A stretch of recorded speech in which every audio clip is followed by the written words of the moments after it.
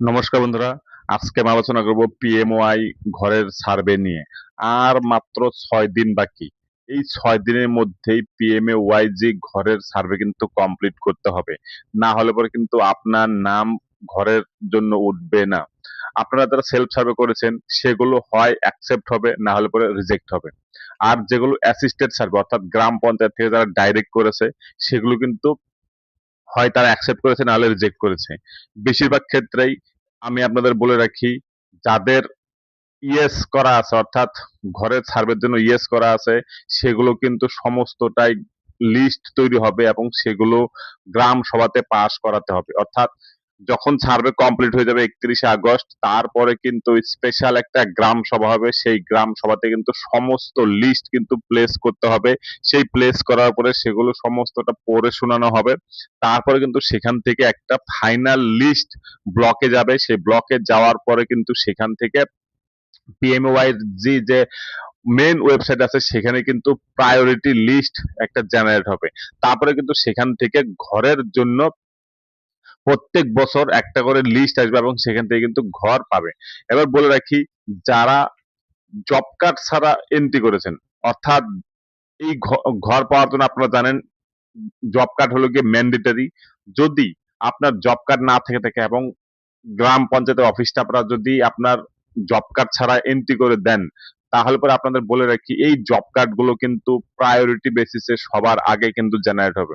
অর্থাৎ job card তো নয়, এখন যেটা নাম গ্রামীণ রোজগার গ্যারান্টি কার্ড। অর্থাৎ এই গ্রামীণ রোজগার গ্যারান্টি কার্ড কিন্তু তাদেরকে সবার আগে দেওয়া হবে। অর্থাৎ যেহেতু তারা ঘর পাবে এবং জব কার্ড এই কাজের জন্য ম্যান্ডেটরি। আপনারা জানেন জব কার্ড ছাড়া পিএমওয়াইজি ঘর পাওয়া যায় না। সেজন্য কিন্তু তাদেরকে জব কার্ড দেওয়া হবে। আপনাদের বলে রাখি, ধরুন সেলফ সার্ভে বা অ্যাসিস্টেড সার্ভে যেটা হয়েছে, সেই লিস্ট যখন জেনারেট হয়ে গেল, সবাই যে ঘর পাবে এমন কিন্তু কোনো কথা নয়। কারণ যখন গ্রাম সভা হবে সেখানে যদি কোনো অবজেকশন রেইজ হয়, অর্থাৎ অবজেকশন যদি হয় কোনো নামের এগেনস্টে যে এই নামটি পাওয়ার যোগ্য নয়, কারণ গ্রাম সভাতে পাশ করাটাও কিন্তু ম্যান্ডেটরি। অর্থাৎ গ্রাম সভা কিন্তু হতেই হবে। গ্রাম পঞ্চায়েতে দেখবেন 31শে আগস্টের পরে কিন্তু একটা গ্রাম সভা ডাকা হবে, সেখানে কিন্তু এই সমস্ত ঘরের লিস্ট কিন্তু পাশ করাতে হবে। এইখানেও যদি কোনো অবজেকশন হয় বা পরবর্তীতে যদি কোনো গ্রাম পঞ্চায়েতে হোক বা বিডিও অফিসে হোক বা অন্য কোনো ভাবে যদি কোনো কমপ্লেন হয় কোনো নামের এগেনস্টে যে উনি ভুল ভাবে ঘরে সার্ভে করেছেন বা উনি ঘর পাওয়ার যোগ্য নন, তারপর তার নাম এসেছে, সেই ক্ষেত্রে কিন্তু দেখবেন তার নামে কিন্তু আবার ভেরিফিকেশন হবে। ভেরিফিকেশন হয়ে যদি দেখা যায় যে তার নাম বাদ যাবে, তাহলে কিন্তু সেটা বাদ চলে যাবে, অর্থাৎ সে ঘর পাবে না। অর্থাৎ গ্রাম সভায় পাশ করাটাও কিন্তু জরুরি। আর জব কার্ড দেখবেন যখনই ঘরের সার্ভে আসবে, তখন ঘর যখন কমপ্লিট হয়ে যাবে অর্থাৎ সার্ভে যখন কমপ্লিট, একটা লিস্ট যখন জেনারেট হবে তখন দেখবেন একটা উইদাউট লিস্টও কিন্তু পাবলিশ হবে। অর্থাৎ কাদের কাদের জব কার্ড নেই সেটাও কিন্তু বোঝা যাবে। তখন কিন্তু তাদের সমস্ত ডাটাবেস নিয়ে গ্রাম পঞ্চায়েত থেকে কিন্তু গ্রামীণ রোজগার গ্যারান্টি কার্ড দেওয়া হবে। আগের যে জব কার্ড ছিল সেই জব কার্ডের ফরম্যাট নেই, এখন কিন্তু টোটালটাই গ্রামীণ রোজগার গ্যারান্টি কার্ড।